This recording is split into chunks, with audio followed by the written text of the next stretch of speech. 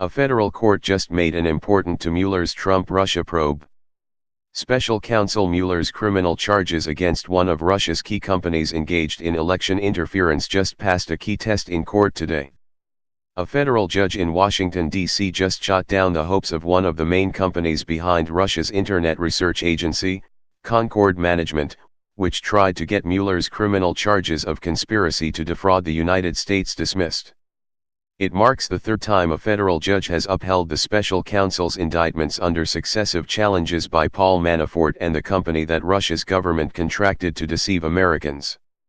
Mueller charged Concord with conspiracy to evade the disclosure and reporting requirements of the Federal Elections Commission Act, the Foreign Agents Registration Act, and for obtaining entry visas under false pretenses. CNN reports, in a 32-page opinion, Judge Dabney Friedrich rejected efforts by Concord Management and Consulting to dismiss the indictment, which accused the Russian company of conspiring to defraud the U.S. government. Mueller's team says the company was involved in a well-funded troll farm that pumped out political propaganda to millions of Americans throughout the 2016 presidential campaign.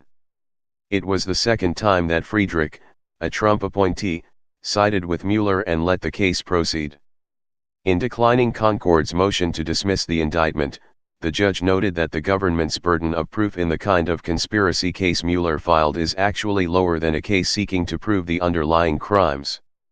All prosecutors have to prove is that more than one person and/or company agreed to participate in a scheme to avoid required reporting and disclosures to the Department of Justice, the FEC, and to lie to the Department of State. According to The Hill, the troll farm's lawyers came up with a novel defense that held absolutely no water in court. The company's attorney, Eric Dublier, has previously argued that there is no federal law prohibiting interference in a U.S. election and that there isn't a federal law making it a crime to conspire to do so. The Russian company Concord Management is the only one of the defendants who Mueller indicted in February to appear in court.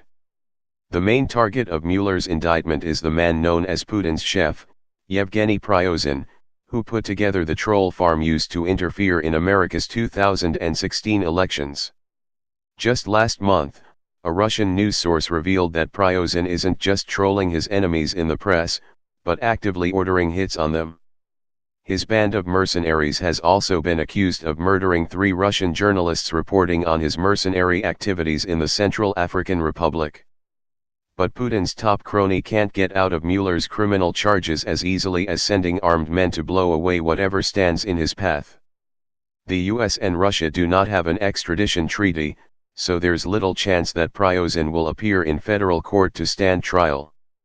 However, Prigozhin's ability to travel to other countries who do extradite accused criminals to America has been cut off.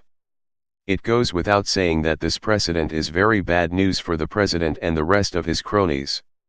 No wonder he's been tweeting about Mueller so much.